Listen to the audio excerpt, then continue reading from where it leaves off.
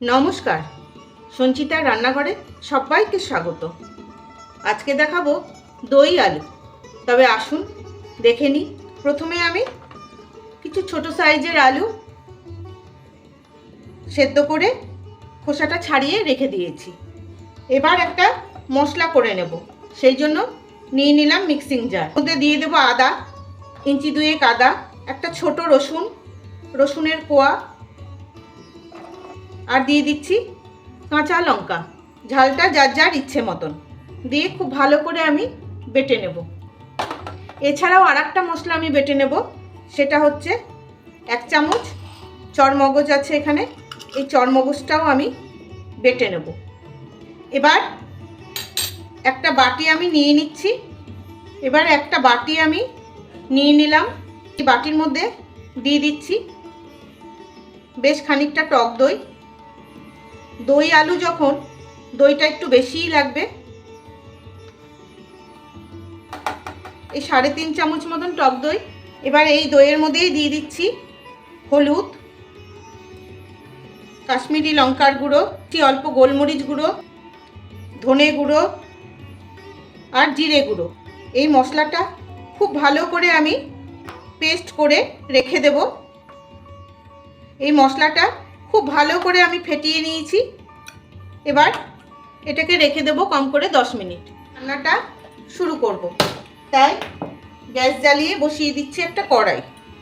খুব ভালো মতন গরম হয়ে গেছে। এবার দিয়ে দেব সর্ষের তেল। তেল খুব ভালো মতন গরম হয়ে গেছে। এবার অল্প একটু লবণ ছিটিয়ে আমি এই সেদ্ধ আলুটা ভেজে নেব।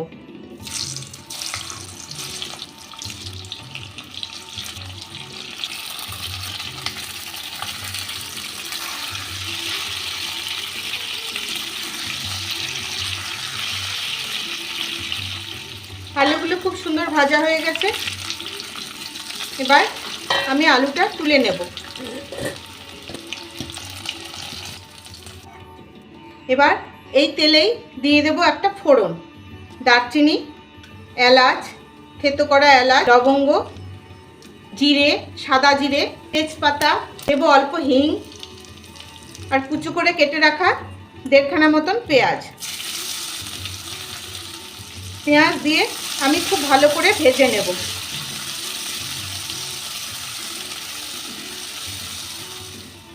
পেঁয়াজ খুব ভালো মতন ভাজা হয়ে গেছে। আর দিয়ে দেবো রসুন, কাঁচা লঙ্কা আর আদা বাটাটা।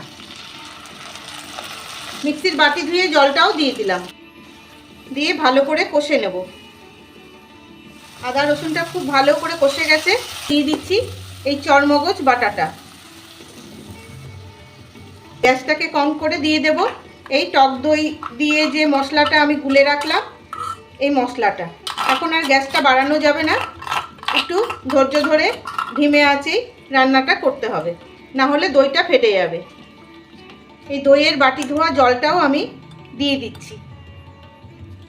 দিয়ে খুব ভালো করে কষে নেব। তেল ছাড়তে শুরু করেছে। এবার গ্যাসটাকে মিডিয়াম করে দিয়ে দেব স্বাদ মতো লবণ আর অল্প একটু চিনি।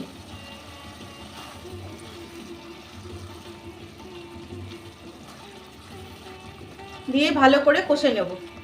খুব ভালো করে কষা হয়ে গেছে মশলা। দেখুন সাইড দিয়ে একদম তেল ছেড়ে দিয়েছে। এর মধ্যে দিয়ে দেব এই ভেজে রাখা আলুটা। দিয়েও মশলার সাথে বেশ খানিকক্ষণ কষিয়ে নেব। দিয়ে দিচ্ছি গরম জল।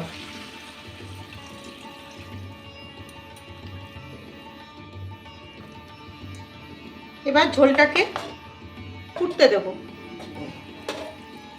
ঝোল প্রায় শুকিয়ে গেছে। এইটুকুনি ঝোল আমি রাখবো, না হলে আলুর দম তো, আলু অনেক ঝোল টেনে নেবে। আমি একটু কাসুরি মেথি ড্রাই রোস্ট করে রেখেছি, এটা গুঁড়ো করে দিয়ে দেব। শুকনো খোলা একটু ভেজে রেখেছি। আর দিয়ে দেব অল্প ধনে পাতা।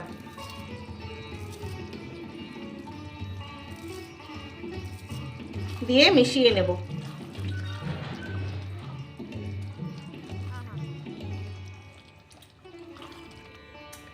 তৈরি হয়ে গেল দই আলু। কেমন লাগলো আপনাদের? জানাবেন কিন্তু। ভালো লাগলে ইউটিউব থেকে দেখলে একটা সাবস্ক্রাইব আর ফেসবুক থেকে দেখলে একটা ফলো করে দেওয়ার অনুরোধ রইল। তবে আজকের মতন আসি, ভালো থাকবেন সবাই।